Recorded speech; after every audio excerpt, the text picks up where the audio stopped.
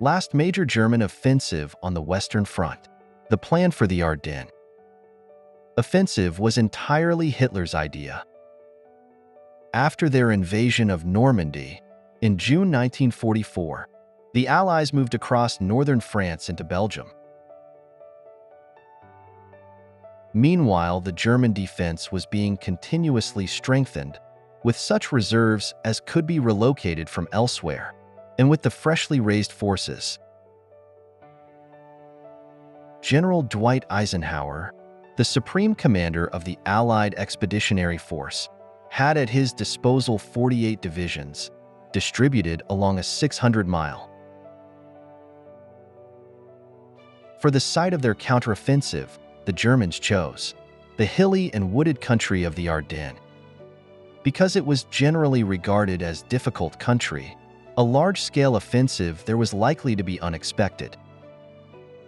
The 5th Panzer Army, led by Osso Freiherr von Manschufel, was to break through the U.S. Army, front in the Ardennes, swerve westward, and then wheel northward across the Meuse, past Namur to Antwerp.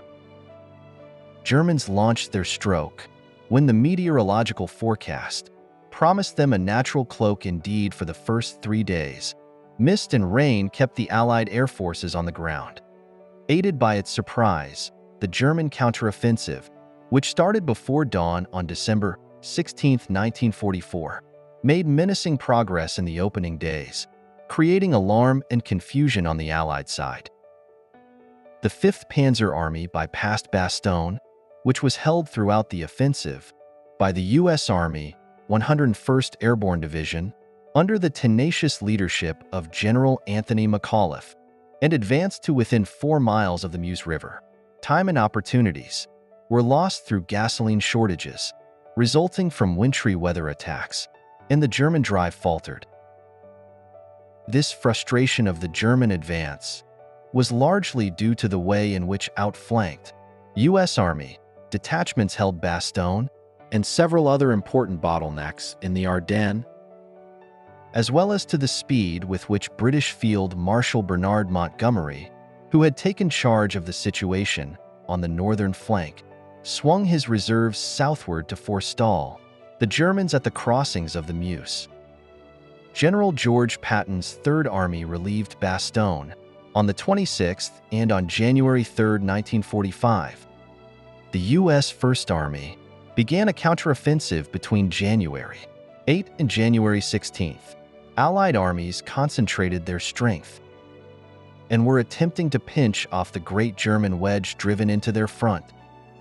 But Germans carried out a skillful withdrawal that took them out of the potential trap. Judged on its own account, the Battle of the Bulge had been a profitable operation for Germany, for even though it fell short of its objectives, it upset the Allies' preparations and inflicted much damage at a cost that was not excessive for the effect. The counteroffensive had been a fatal operation. While the Allies suffered some 75,000 casualties, Germany lost 120,000 men and stores of material that it could ill afford to replace.